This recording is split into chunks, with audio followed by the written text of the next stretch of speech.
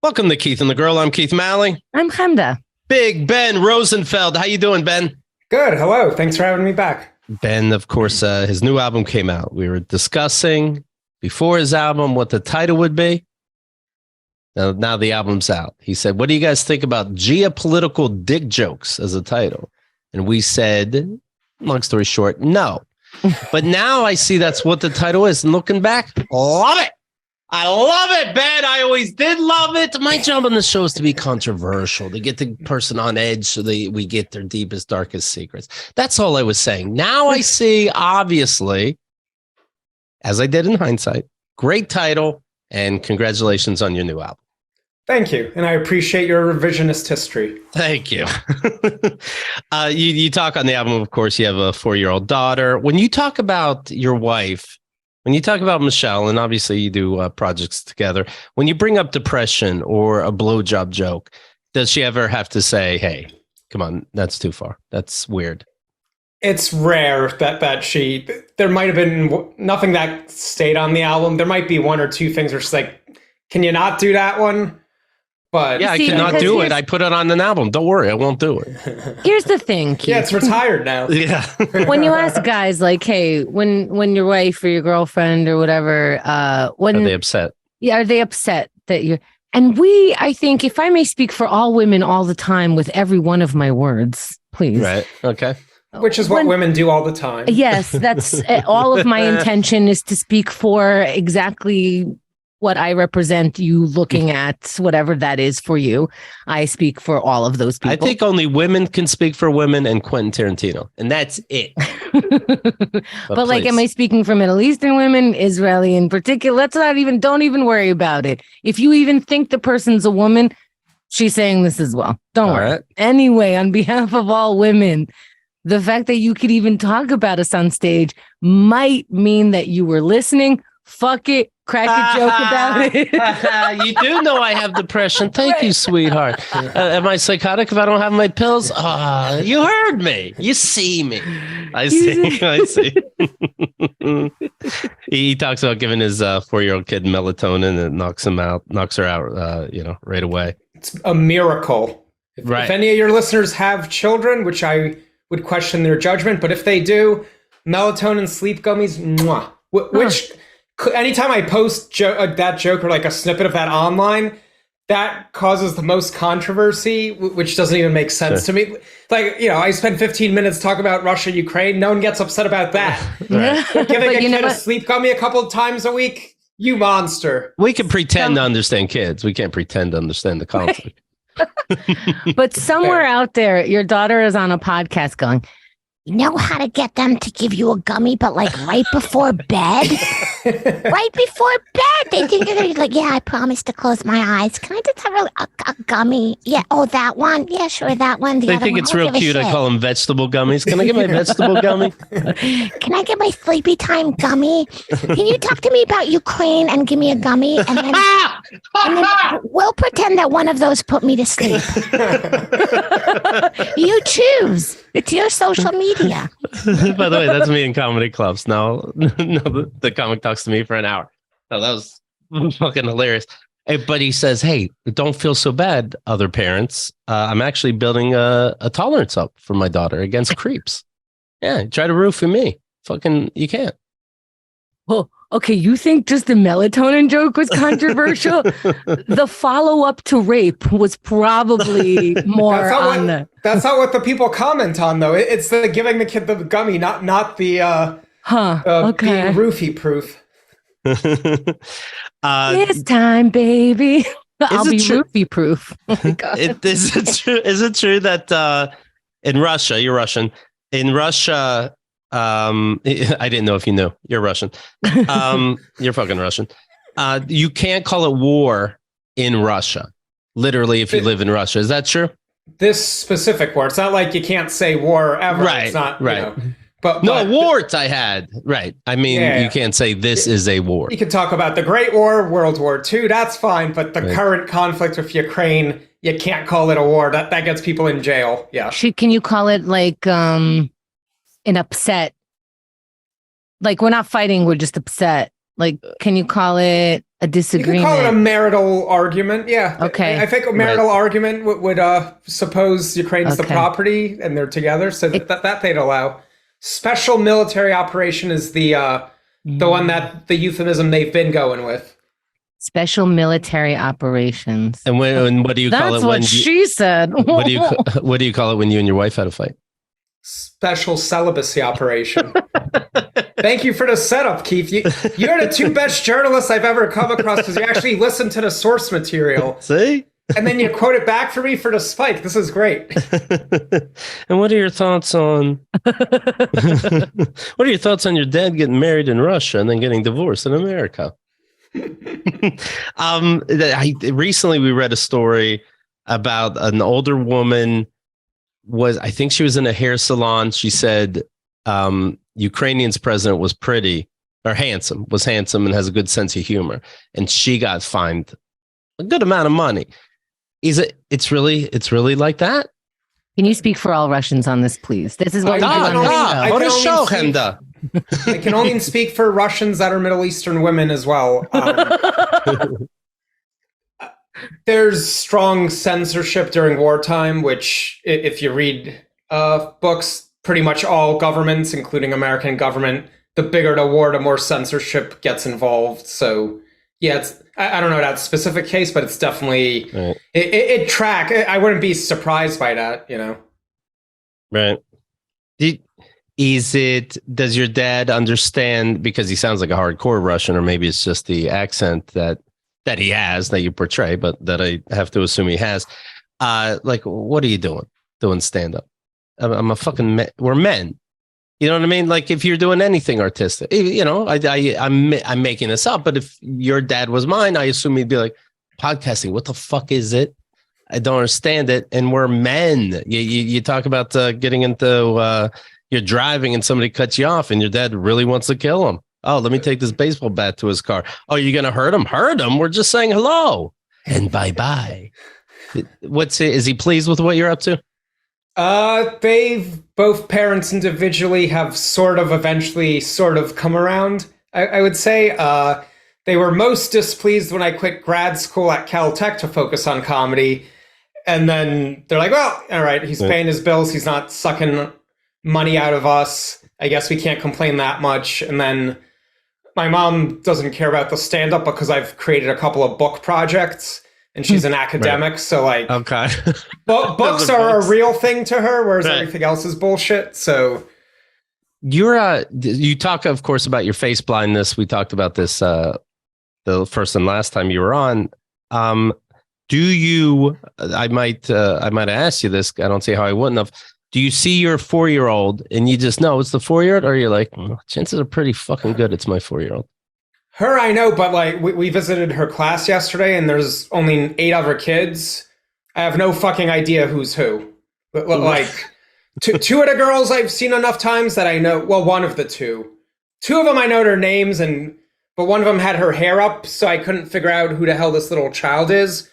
But she like was talking to me and like pulling on my arm, like being playful. So I'm like, I guess that's the one I know by process of elimination, but... Right. Interesting, because when I saw you out in the wild, meaning at a bar show, you recognized me. And I'm wondering if this might be something else, something called, I've just been reading about this disorder. It's a trick. Don't fall for it. I see. I'm about to get slammed. Is it called disinterested? No, your hair is unique and you're already talking to another comic. So between those two things, I figured it out. Oh, so the fact that they're a kid in your kid's school is not two common things? Well, but there's 6 girls in the class, so only in one of them I can actually recognize, and the other 5 kind of look the same. I was the only woman in the bar, so I bet she wasn't. Yeah. I definitely had it where, like, I meet people in development, and we have a nice conversation, and then like a week later, someone says hi to me at a club. I'm like, hello. And then like 8 minutes later, I realize, oh, that was the person from development a week ago. But by that time, I've given them a shitty hello, and I'm sure that doesn't help things. What's development? That for the kids? That's the kids? No. Like a TV development person or someone that could help my career in the sense of. Oh, I see. It's not Chemda's "don't give a shit"ism. Right. Right. Oh, you heard about this, huh? Yeah, I listened. Oh, so you do know how to do that. When you're having a copulation and you're inside your wife's beautiful body.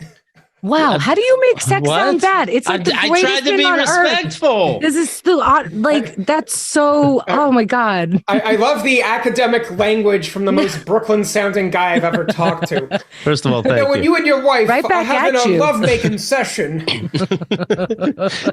when you're fornicating. No, I don't want to be disrespectful. Honestly. Let's not talk about your lovely wife because I'd never put her name in my face. I mean, this Madonna angel. So you does she ever notice hey, can you see me? Well, I see people. I don't run into people. I just don't recognize faces. Did I explain it last time? You probably did, and I don't get it. But do you have to get so close to somebody's face? It's not literal, right? It's not that I don't see eyes and a nose. It doesn't mean anything to me. It's like if you look at 10 people's kneecaps and then you have the people shuffle and you're only looking at their kneecaps, you're not going to guess who's who. It's weird that you said that because I'd be pretty good at it. You're the one kneecap fucker I've ever met, but most normal people. Sure, that's fair. You don't have knee blindness, Keith. I think you're getting stuck on the word blind. I think it's more face recognition. And it's just called blindness. So he doesn't have face recognition. He's not a good robot faces, yet. No, he can't recognize faces. Yeah. The issue is cognitive, not physical. Do you understand the meme joke when people say, post a picture of John Cena, you can't see me? Do you get it? No, but that's because I don't watch wrestling. Okay. I don't either, but okay. Let's see. What else did I want to ask you? Can you see your face when you look in the mirror? How blind are you? Right. I have thought blindness. Does your hairstyle change every time because you can't remember your hairstyle? Right. Right. When you see your face. Keith, it's not right. I'm telling jokes. But that was a smart point. No, it's ignorant. That was an ignorant point. But it's actually not ignorant, Chemda. Thank you. Because the people with the worst version of it, they are like that where they don't recognize themselves in a mirror. Thank you. So smart that I can't even give it. You know what? Thank you. Thank you. I'm sorry. May I please? I would like to take this time to thank everybody here because I feel like you laid it up. And when I didn't recognize greatness, you did. And I maybe you have that. Great blindness. Great, but you know what? What else do I got? Let's list the disorders. but my version of face blindness is mild to medium, where eventually, if I see you enough times, then you put on your glasses. Yes. Does the blindness happen when you don't wear your glasses? I mean, that definitely makes things worse. Yes, okay. that will not help. Then it is the actual blindness of I just see a blob in front of me. Ryan V is saying, imagine 50 first dates, but just with faces. You have to tell somebody on a first date, right? I mean, you don't know because it's been so long. No, he stared at her face in a picture for long enough. I mean, I didn't recognize her the first 2 times I met my wife, so definitely played a part. The third. Oh, it's the bad boy part. It's I don't even fucking recognize. Have we met before? The accidental. I'm not interested in you, or I don't even know. Right. Do you have phone blindness? Like when a phone call comes in, you know who it is? I think that's called caller ID, Keith. Right. I don't. Okay, just checking. But you can't label something friend. I know how to read. Is that your question? Okay. Yeah. Whoa, easy. Just you use Braille, and then you could recognize someone. Just asking questions. If people had Braille on their face, it would make it easier. If I say my name every time I approach you, could you see me? When you had your.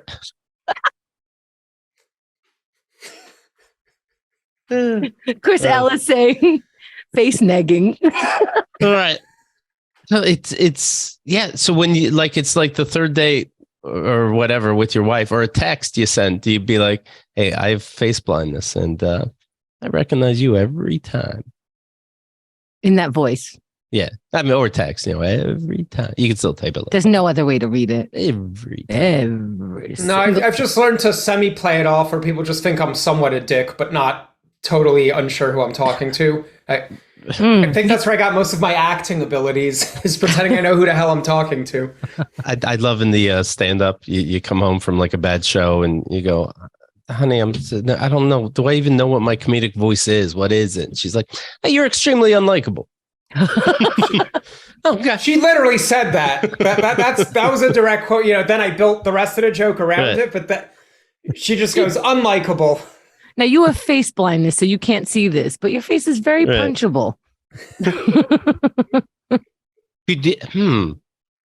If she asked you, hey, my friend's locked out of her house, I happen to be the friend with the spare key, give this to her, you would have to be very clear, like, I am handing this to a person on the corner.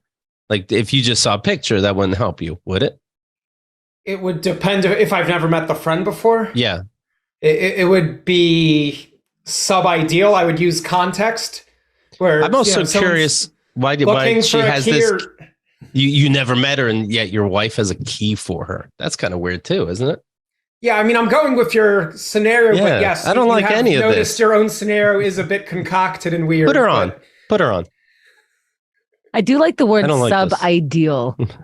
I will be using that. That's sub-ideal, right? Suboptimal is probably the better English, but no, I like sub-ideal. I keep using the excuse this isn't my first language, although I've been here since I was 4. Me too. Well, you speak Russian better? No, my Russian is way worse than my English, but just wanted you to admit it. Have you been back? I must ask you that. I was back twice, once right after high school for a couple of weeks, and then like 8 years after that for a week. So miss it? No, I mean, I don't remember it as a child. Right. Any interest? I mean, I'm pretty sure they probably wouldn't let me in at this point because my TikTok got popular during the pandemic, and a lot of it was Russia jokes, and and the new ones probably don't help. But I don't think it would be wise to go back. They find you to be suboptimal. Yes, right. It does sound like a Russian term. Next thing you know, you're in Siberia. Yeah. The Weeknd, the artist. The Weeknd without the second E, third E. How many E's are there? He got confused. Without the third E. Is reverting to his birth name on social media. This is the Weeknd. All right. What's his birth name? His birth name is... Day after day. I'm not joking when I say this. Cunt juice. Can you fucking imagine? No, I was joking. The Weeknd is now officially known online by his real name. Can we guess? Do you even know? Yeah, you can guess. What? Give me the first letter of the first name. No, don't wait. First. Fine, you guess first. It'd be funny if you just flat out say it then after she guesses. Michael Smith. No, it's something way dweebier. Dwight. Oh, that's a good one. Okay, go ahead. Abel Makkonen Tesfaye. I was so close. Is the middle one McKinnon? Are you thinking McKinnon for the middle one? It could be McKinnon. I might be mispronouncing, but it really seems like it's Abel Makkonen Tesfaye. Tesfaye? I don't know. Tahigi? How do you Jimmy spell? Chong, Johnny Wang, Wang John. How do you spell the last name? You didn't have a problem with the middle name? Tesfaye. Tesfaye. Tesfaye, sure. Okay. So the name is Abel Makkonen Tesfaye. All right, but Abel... It rolls off the tongue more your way. You know when like people make up like the gibberish language so they can talk in code? I think like teenage girls do that. That's what that name sounds like almost English, but not quite there. Where's he from? Where's he from? Canada. I don't know. No, I didn't mean like obviously duh. I'm not talking about George Washington. I'm saying Canada. Is Abel Makkonen Tesfaye Canada? I don't know. Canadians chime in. I'm not going to speak for you people unless you're female, and I've already spoken for you this whole time. Oh, I see already. They're apologizing. No, that's not what Chemda was saying. The change is part of a wider plan to, quote, kill the Weeknd. Tesfaye tells W Magazine. What's next? Summer vacay? Damn. I'm going through a cathartic path right now. I'm getting to a place and a time where I'm getting ready to close the Weeknd chapter. I'll still make music, maybe as Abel, maybe as the Weeknd. Well, that'll be fun. Wondering which one you are. Like, I'm gonna be. He's saying it's the Weeknd. I swear to God, it's Abel. I can hear it. You know what would have been cool is if he actually originally came out with the name Kane, and now he's like, my real name's Abel. Gotcha. But I still want to kill the Weeknd. See, you're right. Murderer. That's what Kane would say. And I will eventually. I'm definitely trying to shed the skin and be reborn. Murder. I want to make less pop songs about cocaine. That's interesting. That's weird. That sounds like growth. No, that was me. I can't feel my face when I'm with you. The album I'm working on now is probably my last hurrah as the Weeknd. This is something I have to do. As the Weeknd, I have said everything I can say. I think that's cool. I think he should rename himself to either the Weekday or the Weekend, but Weaknd, like the Weekend. I think he should call himself Summer without the E. March. It's another vacay, but it's longer. See? It's the next chapter.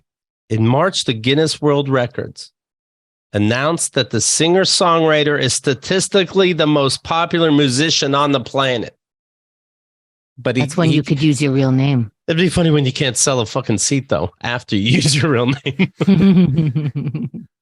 Let's see. 33-year-old took 2 new Guinness World Record titles. He had the most listeners on Spotify, 111.4 million as of today, and also became the first artist to reach 100 million monthly listeners. 100 million monthly listeners. Wow. He's ahead of Taylor and Beyonce and all them? Wow. But when you change your name, it's because you're running away from something, right? P. Diddy to get out of a club shooting, Caitlyn Jenner to get out of killing a person. Like, what is he running from? His old self. His old self. That can't be The new generation, they shed their old selves. They embrace the new self. You know, by the way, speaking of Caitlyn Jenner, do you know Bud Light sales really are going down because of the transgender beer? This is so funny because there's a lot of people at home going, I told you I could stop drinking Bud Light. Anyway. But is Bud on the rise? Right. It's not right. Is Coors Light going up? There should be a picture of like I don't know what. I guess just a pussy from Bud Light, like on the bottle, and it's like fuck you on a Bud bottle. Fuck you, Bud Light. Like they make up, they don't work together. Like Seamless shits on DoorDash, but it's the same company, like that. Yeah, is it okay? Bud Light went down. Did water go up? It all went down. It doesn't say what went up. It went to Coors or Miller, didn't it? Whoever's their competitor. I have to assume. Bud Light went down in profits. April 8th, down 7%. April 15th, 17%. April 22nd, down 21.4%. April 29th, 23.3%. May 6th, 23.6%. Down because people really aren't drinking it. Excuse me, I gotta go buy some stock real quick. Right. You're not wrong. Let me know what it is. Yeah. BLT.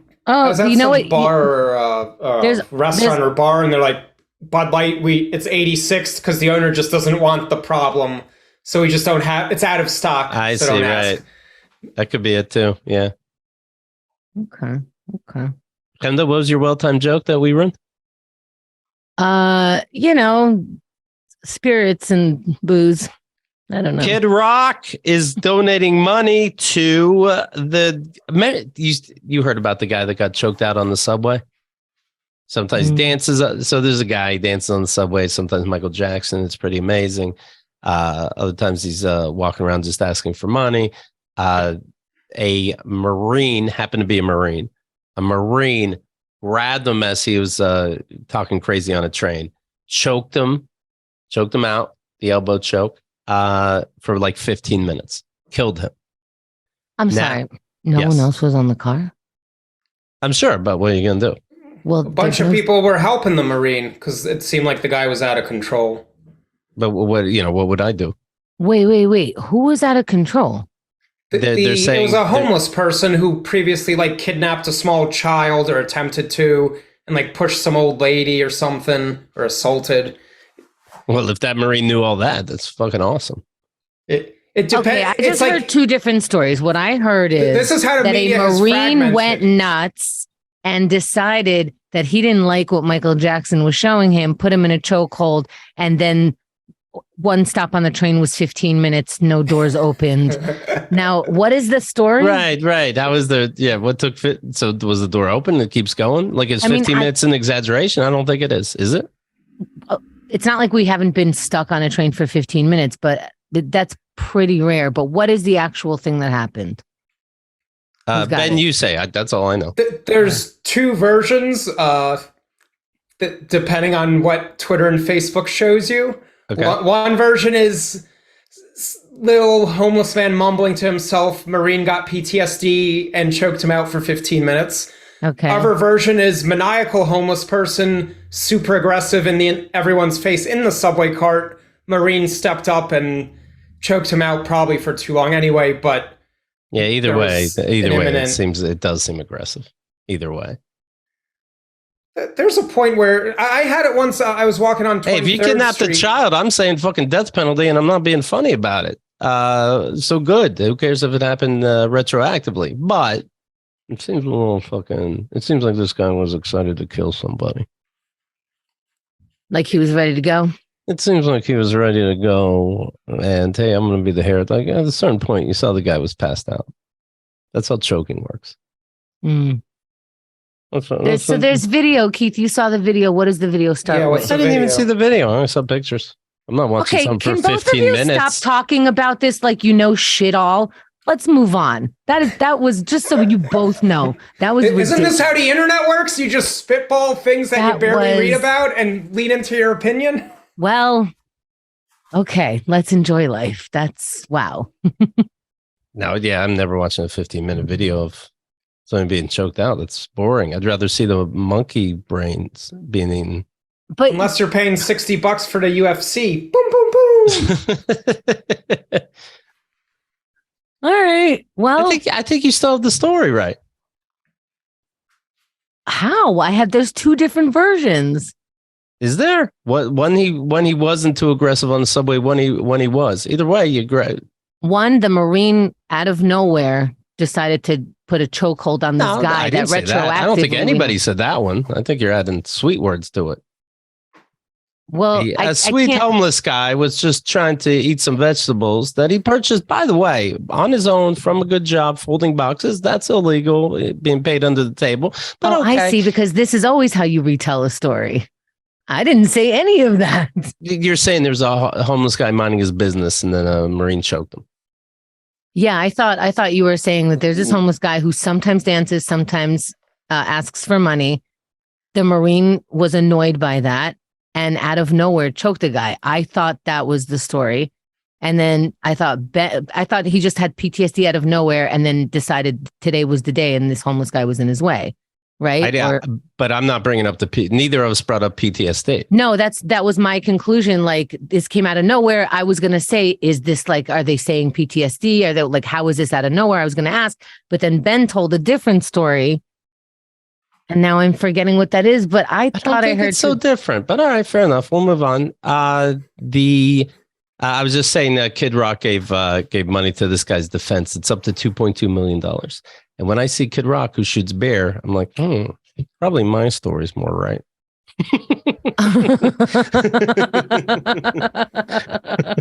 Let's wait to see who Kid Rock endorses before we give our opinion. That's the lesson today, kids and women.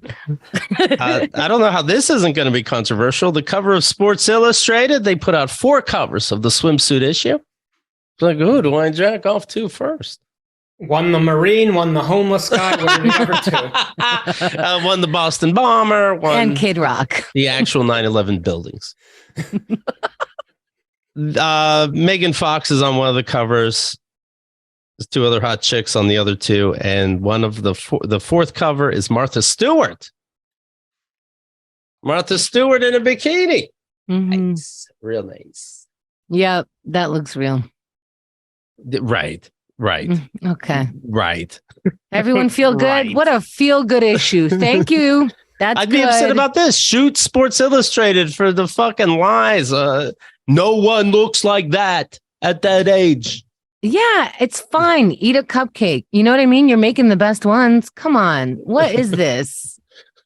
There's no fucking lines. She definitely better not say I'd love to laugh in this article. She better not cry, laugh. She better not make an emotion. Oh, sorry. What was holding up there, Ben, is a hot chick, Megan, and no offense to older women than Martha Stewart. This one's Martha. Okay. I figured it out of context, but she's had so much Botox in her face. I was only 80% sure. It could be your daughter. But Martha Stewart is gorgeous, but she's also 81. You're allowed to look. Yes, you're like that picture is of a 20-year-old. You're allowed to look 80, or at least don't tell us that it won't bother you. This is so annoying. Yeah. Oh, she's beautiful, but only because she looks young. Was that what I should be saying? Like, what the fuck? What is that? It's an image of what? Beauty, but like regular beauty, but like not the beauty that like don't be this ageist. But how am I being ageist? You airbrushed the shit out of that to make her look 20, and then if I don't say she's hot, then I'm ageist. Yeah, but she doesn't look age. But I'm ageist. What the fuck is happening? Who fairly recently, we were talking about somebody who was on the cover of, I forget what woman's magazine, the Body Issue, whoever makes the Body Issue. And it's a celebrity, you know, kind of naked, a tree's in front of her tits or something. And it's like, at this age, I still try to look beautiful. Not one fucking, the whole thing is airbrushed. She didn't have knees. It's like, you assholes. I think it was a fitness magazine, I think. It's like, wake up every morning. I think ESPN has a Body Issue. Right. The 2023 Sports Illustrated issue. To be on the cover at my age was a challenge, and I think I met the challenge. Yeah, I covered up the majority of my skin in big, bright fucking lights. And listen, it's not her fault, right? They go, we're going to make you look beautiful. We're going to, like, whatever it is, this for her career, it's fantastic. This is the only thing she could separate from Snoop Dogg to do. So welcome. Okay, thank you for coming. But it's not her fault. They're just going to depict and brush it. They're not asking her how she looks before they put it out. But what's the fucking message? Here it says, is she dating Snoop Dogg? She does shows and shit for, I'd like to think so, but she does shows with them. Snoop Dogg commented, for Rizzy? All of us should think about good living, successful living, and not aging. The whole aging thing is so boring. You know what I mean? Oh my God. Really? So now, lame. So now we're just going to pretend that aging isn't even a thing. Like, don't even, why are you sweating it? There are things that happen that people need to pay attention to sometimes. Yes, we have to continue life, and yes, life moves on, but we can't just be like, are you even like still thinking about that? What is it? Like the 90s? It's 2000 something. I don't remember. I'm smoking a lot lately. I don't think about age very much, but I thought that this is kind of historic. Well, if you don't think about it, then don't write about it and don't be interviewed about it, because I need someone to be thought out. Right. I think the real takeaway here is that prison keeps you looking young. Well, you don't have to do much. You can put lotion on your skin. You don't sweat it off. You sit there like, we're going to put you in solitary. Joke's on you. I'm only prettier in solitary. Less temptations to eat cupcakes in solitary. Right.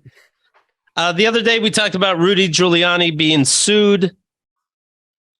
Noelle Dunphy worked for him, and she said forced oral sex on her, or forced her to, blow him. Found out that he... I love that Keith was so poetic about me and my wife.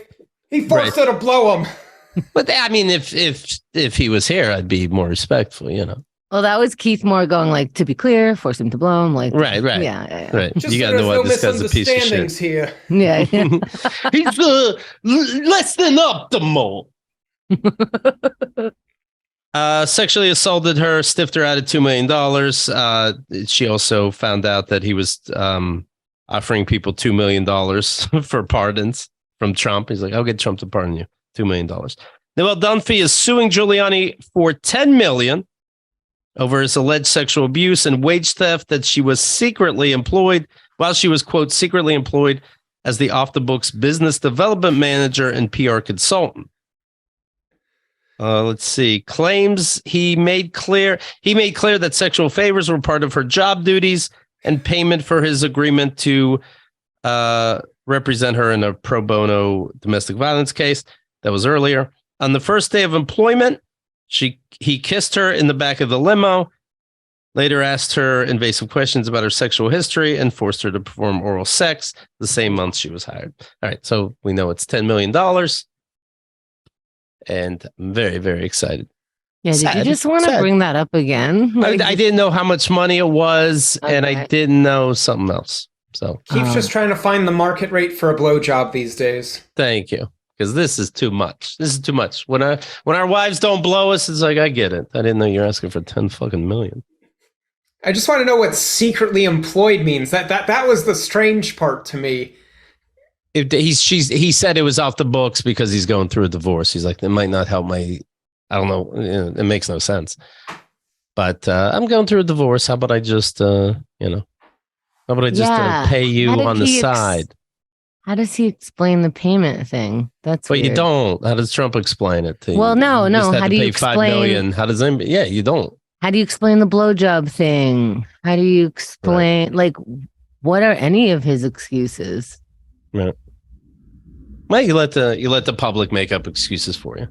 Just say it's bullshit and let them talk. Crowdsource. You crowdsource. Right. That's what we should call it. You crowdsource. Mm-hmm. Neither here nor there. What do you guys think about this? Jay-Z is going to open a casino in Times Square here in New York City. Whoa. If that really can happen, what do we think? I don't know. Makes me think of a New Jersey. Makes me think of an Atlantic City, I mean. It doesn't make me think that. It makes me think that Times Square is going to be a little dangerous again. That's what I mean, Atlantic City. Yeah, that's not good clientele. People come to New York already. Right. The people who come to casinos in New York are not the people who come to New York for our culture. Right. Right. Whatever bus brings you here to New York, you're going to need bed bug spray ahead of time. And I bet they have it. I'm not being funny. Listen, I bet they have it. At least in Atlantic City, you can pretend because they got stuff for the kids and they got, but this is fucking, yeah, I guess you could pretend because New York City, right? But please don't. And this is me saying. And you like people being happy. I love gambling. I think. Oh, okay. I don't know. Times Square is already sketchy at night. Yeah, I don't mind it being crowded because it's already crowded. I don't know how it can be more crowded. That's just the way it is. Also, where? Casinos are so giant. Where are you putting this thing? Right. I don't know. You can take up a block. There's a block that I can easily see we don't need. Listen, when this happens and I frequent it, just, delete whatever you just heard. I'll go. Right. I mean, I'm a supporter of New York. Jay-Z, I don't know. You probably did something that I'm not going to just blindly. There was an elevator. I can't. However, if you're going to open a casino, please have poker. Okay. Otherwise, that just sounds boring. Yeah. At least a good buffet. Ugh. I'd say anytime you're going to Times Square, you're already taking a gamble. So, Ayo, there it is. What's another casino? I can just be quoted in a W magazine, for women. I'm sorry, but having just slot machines kind of boring for me. I fucking hate slot machines, and it brings out the worst people. It just does. Yeah, it's because you don't have to think, and you can put in 10 cents. So you know. Yeah. You did. I saw. I'm sorry, but as we talk about the I'm what not are the liking machines? it. No, yeah, the slot machines. Yeah, that you hear that, everybody? We got a little odd and staccato, and that's what it feels like when you walk through And people are just sitting there sipping their free drink, trying to order before they finish the one, like so that they don't have a lapse between, and they're not even pulling the lever like it's fun. Right. There's they no push fun. a button. It's not a lever. It's you push a button, and then as you're bored waiting for the numbers to pop up, you're on your phone playing a different gambling game. That's right. Yeah. My grandkid doesn't call me often enough. Screw her, college. Right, if only there was that energy there. There was not. You know what stands out? Energy. That new person who's like, oh, a slot machine. We're in Times Square. Yeah. And everyone's like, you'll get it, kid. Right. That's the vibe. You see the pictures on the walls next to the slot machines of $1 million winners. Not one smile. No. Not one. Whatever it is that they won, they put in 3 times that amount. Yeah. You have a gambling thing? Does gambling excite you or whatever? I played a lot of poker in college because that was when it was on ESPN and popular. So I basically play poker once every couple of years when it's like some comedy festival or something and there's a poker game. And I've pretty much won every time and then people hate me. You were going to say that. But otherwise I try to not play because it's a time suck. Right. But poker's fun. You try not to play? You just said, I win every single time. I try not to play because it's a time suck. Are you up or down in poker? Wait, oh my God, Chemda. Whoa. Hang back. Whoa. What the fuck does that mean? But in your lifetime, Ben, you thought I was a controversial one. In your lifetime, if you had to say, are you $2 up or $2 down? I was somewhere in the plus or minus 500, I would guess. It's always like $20 games, so it's not. Right. Of course, you should be playing the amount of poker that you think you should be playing. It's his right. Wow, everyone. Wednesday night, we play poker. Enjoy my energy. So tonight is the chat room. KeepingTheGirl.com/chat. Craig is so trying to make it, by the way, but he might not be able to. But he's excited. Are you nervous in any way, Chemda? I'm on edge a little. I don't like any of this. I don't like it. I'm not excited. But I'm not. I'm just not scared. Right. I'm not scared. I'm not nervous necessarily, but I'm nervous. Is this a video chat with your fans? Yeah, suicide, sex, whole bunch of shit. KeepingTheGirl.com/chat. Take a look. What can I tell you? We'll be there 8 p.m., 8:30. Here's what you do. Ben Rosenfeld. You download the album. Okay. Chris is excited for the record. Or you can see it on YouTube. Did you debate? Like I just made another album. We're gonna put it out. And then you debate, like, hey, do I put it on iTunes? Do I put it on YouTube? Does this get more views? Is it worth losing more money? Apparently yours is on both. What was your thinking? Mm-hmm. So the audio version is produced by Comedy Dynamics, so that goes to all the audio streaming. Then the video version I did myself. It's currently available on Amazon. I think it's $3 to rent or 10 to buy.